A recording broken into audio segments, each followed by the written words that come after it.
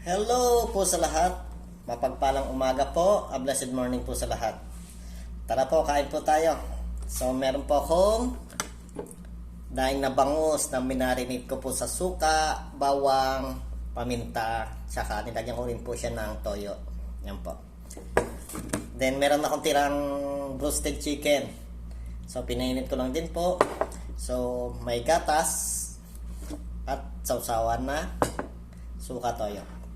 Tara, kain po tayo. So, pray po natin ya. Bless us, O Lord, for this day which is about to receive from thy bounty through Christ our Lord. Amen. So, let's go. Kain po tayo. So, masarap magkamay pag ang ulam mo ay pritong isda. Oh, init.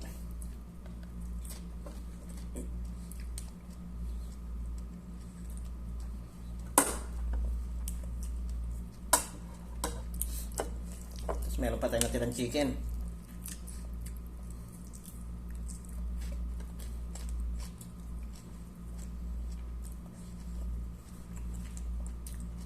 Kayo po, ano po almusal nyo?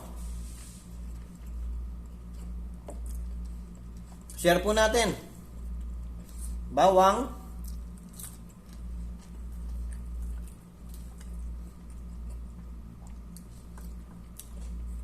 Ganito po buhay namin sa sa Saudi. Dito pa pala po ako sa Riyadh. So pagka-uwi, pag ginutom, magluluto po. Minsan sa work, kumakain na rin po kami. Pagpasok, meron din po kami pagkain sa work po. Chicken.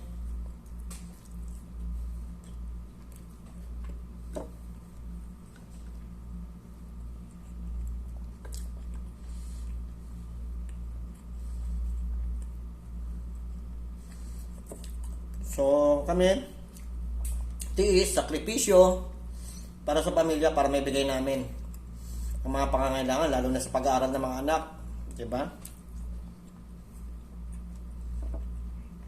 So yun po ang pinaka-importante sa amin, ang laging iniisip, kaya kami nandito para sa pamilya namin, para may bigay ang pangangailangan nila.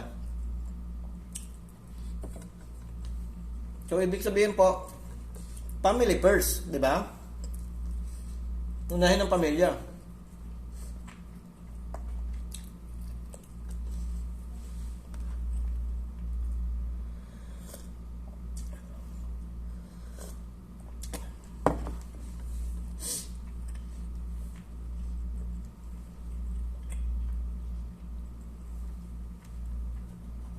Tsaka lagi po magpapasalamat sa Diyos.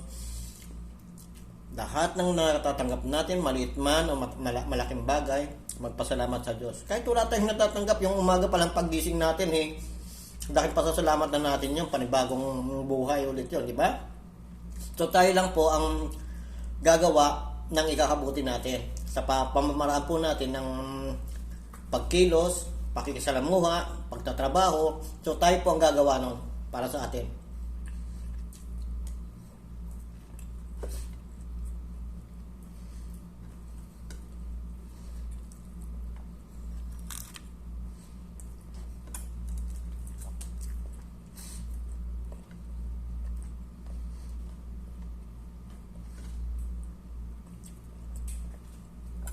So dito sa ibang bansa, kailangan magiging matatag ka. Kailangan mapaglabanan lahat ng mga bagay na alam mong ikakasira mo, lalo na sa pangangatawan mo.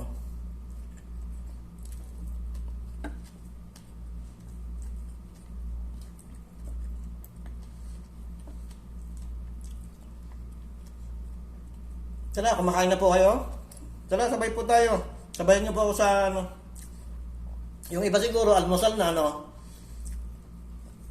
Sa amin dito kasi ang pasok namin sa trabaho alas 4 ng hapon. So uwi kami ng mga alas 2 ng umaga. So parang yun yung hapunan namin. So baliktad po.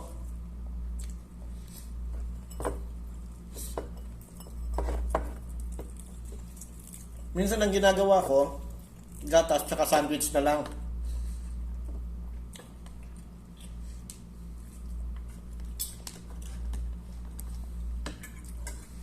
Itong daing na bangus na ibaba ko na po sa rep. Kaya sabi ko, pag hindi ko niluto, baka masira. Kaya dinahin ko na po.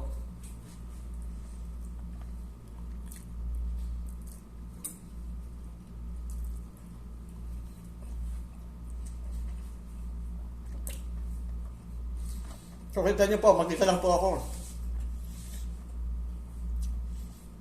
Sa isang plat, 3 kwarto, mag-isa lang po ako. Kasi nga, for family po. So, inshallah, yun po. Makuha ko yung pamilya ko. Sabi nga nila, in God's will eh.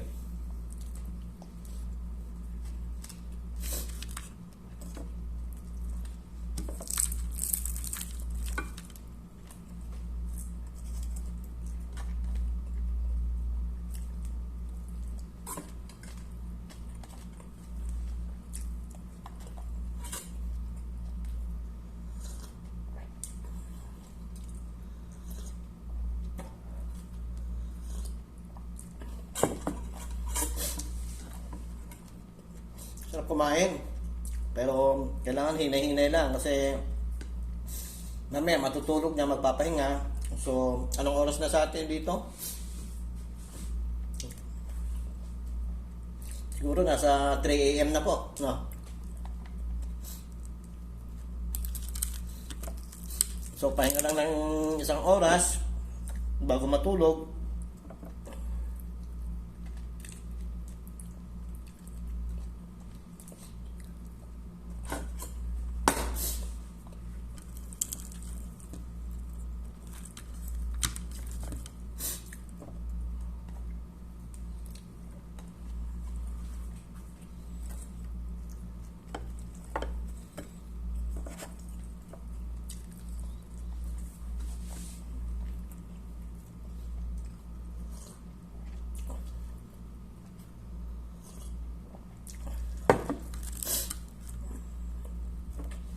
Sarap ng balat ng ng daing na bangus, malutong.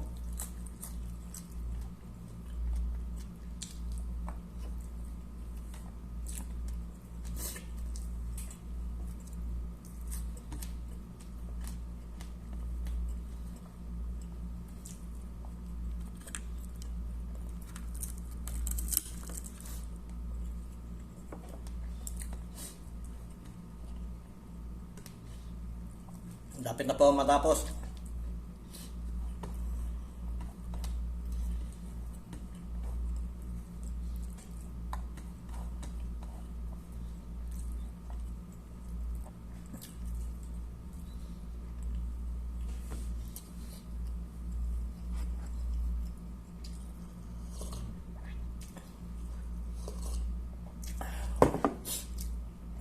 Walang ibang babanggitin kundi thank you Lord. Salamat po sa biyaya, Panginoon. So, kita-kita ulit po tayo. Sunod, kung ano naman ang lulutuin ko at saluhan niyo po ako sa pagkain. God bless po sa lahat. Ako po si Chef Rain with a small chef with a big heart. God bless po.